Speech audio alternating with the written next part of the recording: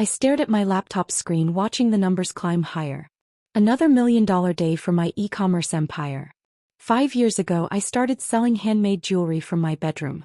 Now, at 28, I own one of the largest online luxury marketplaces in the country.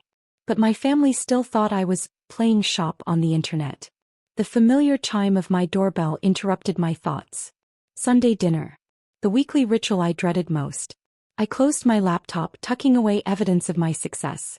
My parents didn't need to know about the 8-figure deals I closed daily or the 300 employees who called me boss. "Emma, you're late again," Mom's sharp voice greeted me as I walked into their suburban home. The same house where I'd started my business. The same kitchen where they'd told me I was wasting my life. "Sorry, had some work to finish up," I said, sliding into my usual seat at the dinner table. Mom's perfectly manicured nails drummed against her wine glass. "Oh yes, your little online shop. Still doing that, are we?" Dad didn't even look up from his phone.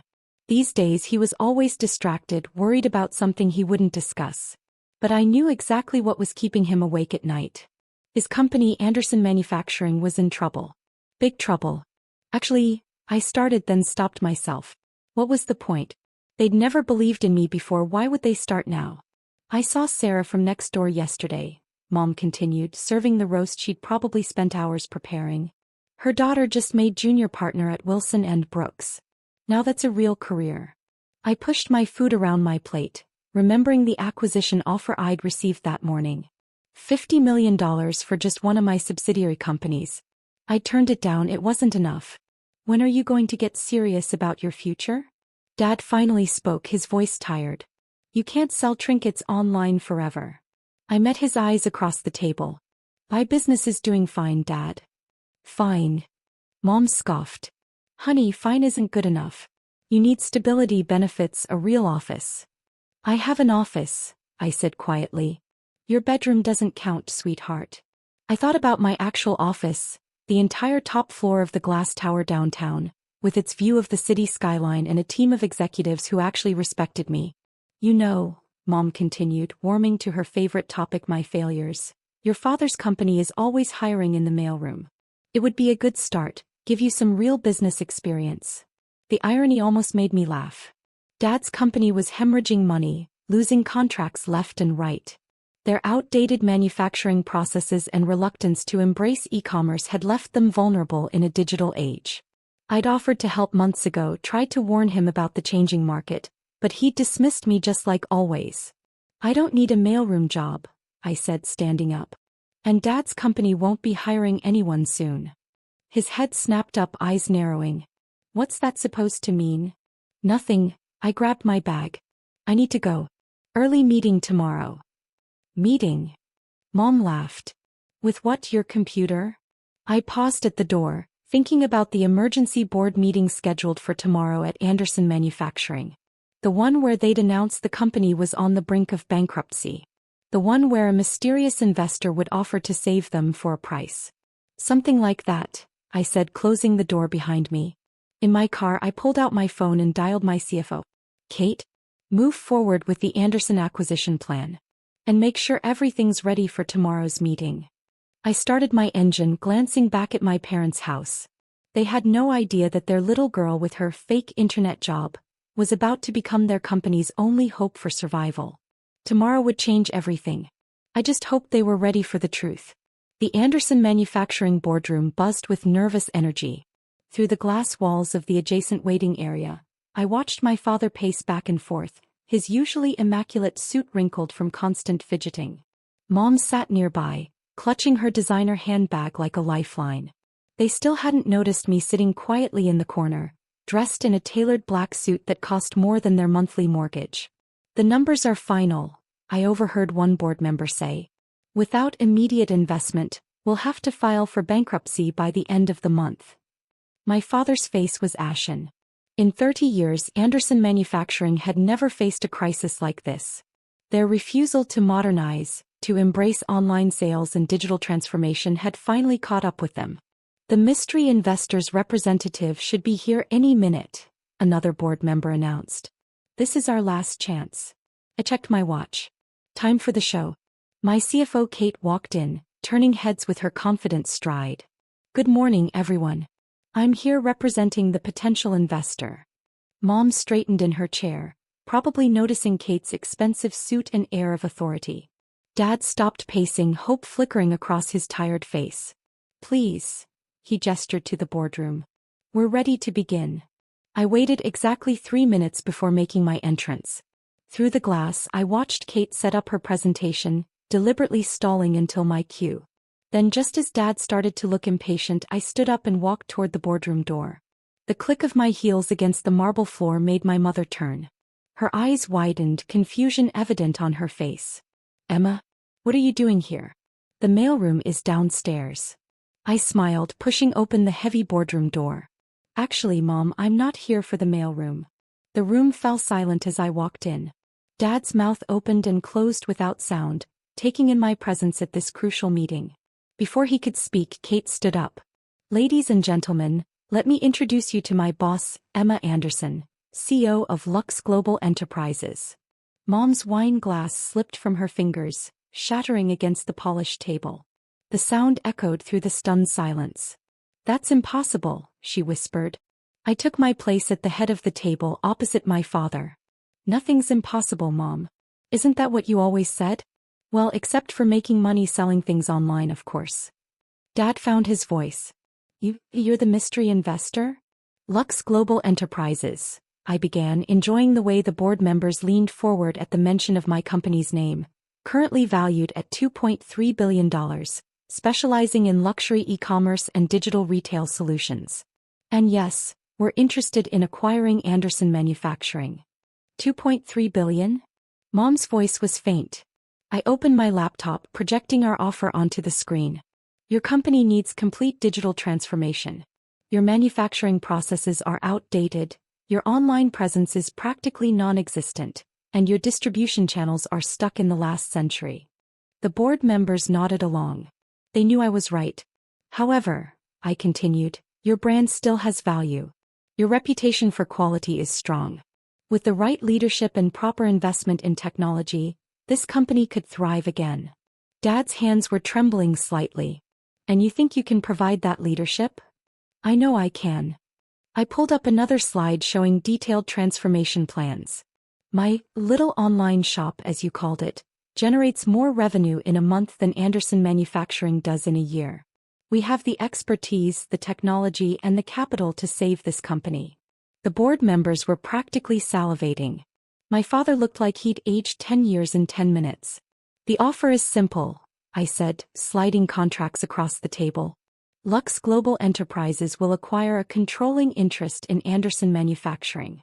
We'll invest in modernization, implement digital solutions, and integrate your production capabilities into our existing infrastructure. And if we refuse? Dad's voice was barely audible. I met his eyes steadily. Then you file for bankruptcy next month and I buy the company for half this price at the liquidation auction. Mom's face had lost all color. All this time, while we were telling you to get a real job. I was building an empire, I finished for her. One that's now big enough to save yours. I stood up, smoothing my suit. Take some time to review the offer. Kate will walk you through the details. I have another meeting to attend. Running a real business keeps me quite busy. As I walked toward the door, I paused beside my father's chair. Oh, and Dad, remember when you said I'd never understand real business?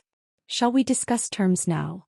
The next few weeks were a blur of lawyers, contracts, and deafening silence from my parents. The board voted unanimously to accept my offer. They had no choice really. But the family dynamics? Those were more complicated than any business deal. I sat in my penthouse office looking out over the city lights. The Anderson Manufacturing building was visible from here, soon to be renamed Anderson Global Industries. My phone buzzed with a text from Kate. Final contract signed. You officially own 67% of your father's company. I poured myself a glass of champagne but couldn't bring myself to celebrate. My assistant's voice came through the intercom. Ms. Anderson, your parents are here. I took a deep breath. Send them in. They entered hesitantly, looking out of place among the modern decor and floor-to-ceiling windows. Mom's eyes darted around, taking in the expensive art, the awards on the walls, the spectacular view. Dad just looked lost. Nice office, Mom said quietly. Definitely not a bedroom. Would you like something to drink?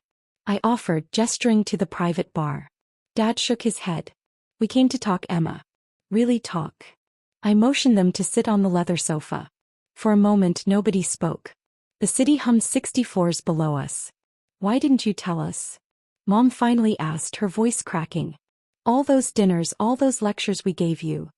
Would you have believed me? I asked simply. You were so convinced I was wasting my life that you never even asked about my business. Not once. Dad leaned forward, running his hands through his graying hair. I thought I knew everything about business. 30 years running Anderson Manufacturing, and my own daughter outmaneuvered me completely. It wasn't about outmaneuvering you, Dad. I tried to warn you 2 years ago about the industry changes. I offered to help modernize your company. And I dismissed you, he admitted. Just like I dismissed you your whole life. Mom wiped away a tear. We found the Forbes article about you. 30 under 30. Your company's charitable initiatives. The tech innovations. We had no idea. You never wanted to know, I said softly. You were so busy pushing me toward your version of success that you couldn't see I'd found my own path. Dad stood up suddenly, walking to the window. I was wrong, Emma. So terribly wrong. I was stuck in the past, refusing to see the future. And the future was right in front of me, sitting at my dinner table every Sunday. We're so proud of you, Mom burst out. So incredibly proud. And so ashamed of how we treated you. I felt tears threatening but held them back.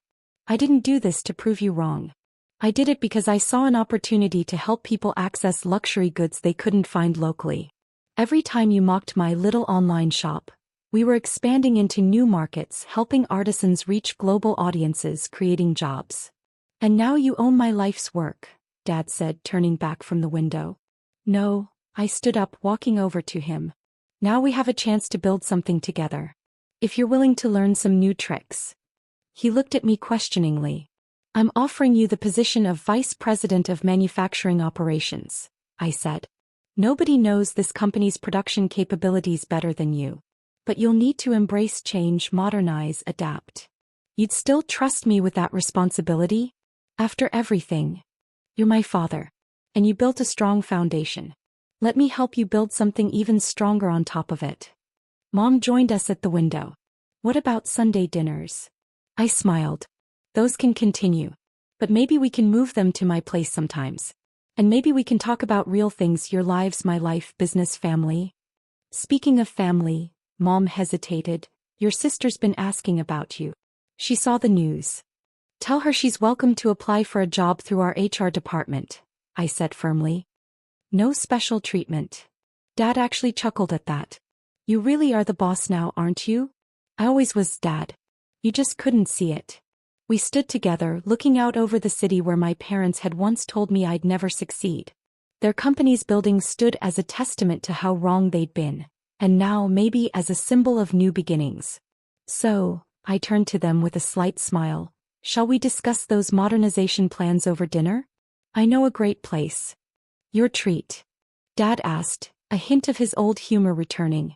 Well, I replied, picking up my keys. I did just buy a multi-million-dollar company. I think I can handle dinner. As we walked out together, I caught my reflection in the glass door.